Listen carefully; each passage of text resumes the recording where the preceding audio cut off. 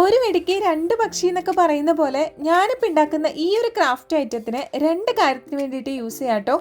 ഒന്നാമത്തെ കാര്യം എൻ്റെ സ്പെക്സ് വെക്കാൻ വേണ്ടിയിട്ടുള്ള ഒരു സ്റ്റാൻഡ്.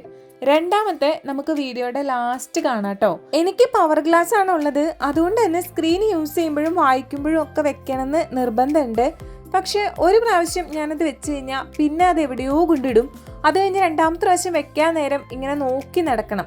അപ്പൊ ആ ഒരു കാര്യത്തിന് വേണ്ടിയിട്ടാണ് ഞാൻ ഈ സ്റ്റാൻഡ് മെയിനായിട്ട് ഉണ്ടാക്കുന്നത്.